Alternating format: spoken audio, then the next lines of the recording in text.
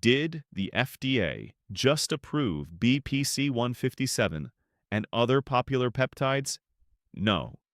But judging by some of the headlines and social media posts, you could easily believe that it did.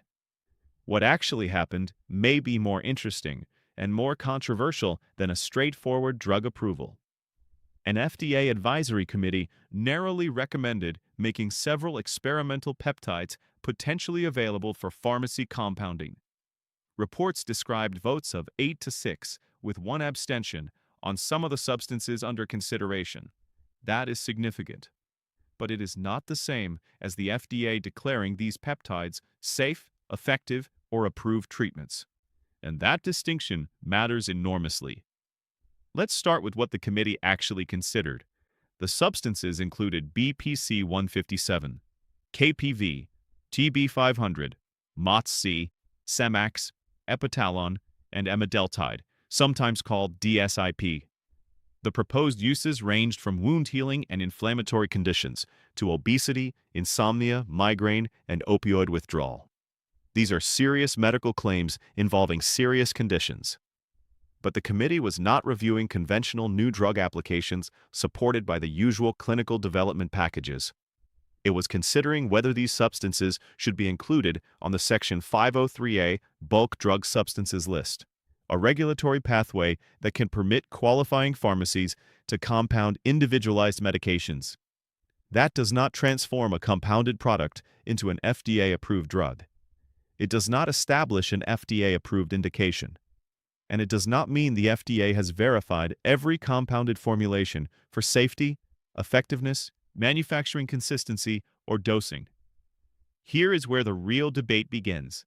Supporters make a reasonable argument. People are already obtaining these peptides. Some are buying products labeled research use only from questionable online vendors. If patients are going to use them anyway, supporters ask, wouldn't physician supervision and legitimate pharmacy compounding be safer than an uncontrolled gray market? That is not a ridiculous position. Moving people away from mystery vials, uncertain purity, and unsupervised dosing could reduce certain risks. But critics have an equally important response. Are we improving the safety of an existing practice, or giving medical legitimacy to treatments before we have adequate evidence that they work? Those are not the same thing. FDA materials have identified concerns involving limited human exposure data, immunogenicity, peptide-related impurities, and difficulties characterizing active ingredients. For KPV, for example, the agency said it had not identified human exposure data for drug products administered by any route. So here is my deliberately uncomfortable question. Why are we moving forward or even discussing these substances when we do not have robust data to show that they are safe or effective? Should popularity influence medical access before strong clinical evidence exists? My concern is not that scientists are examining peptides. They absolutely should. Some peptide-based medicines are already well-established parts of modern medicine. Peptide is a chemical category, not a guarantee that something is either miraculous or dangerous.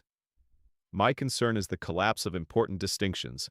A committee recommendation becomes FDA-approved. The ability to compound becomes proven effective. A proposed mechanism becomes clinically validated, and a patient testimonial becomes medical evidence. Those shortcuts can mislead patients, even when nobody explicitly intends to deceive them. The opposite extreme is also unhelpful. Dismissing every patient who asks about peptides as gullible or irresponsible does not make the gray market disappear. It may simply push the conversation away from clinicians and into private online groups, where marketing claims face even less scrutiny.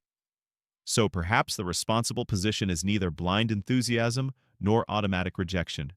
Perhaps it is controlled access paired with transparency, adverse event monitoring, product quality standards, and a serious commitment to human clinical trials. But even that raises difficult questions. Who pays for those trials when a substance may be difficult to patent?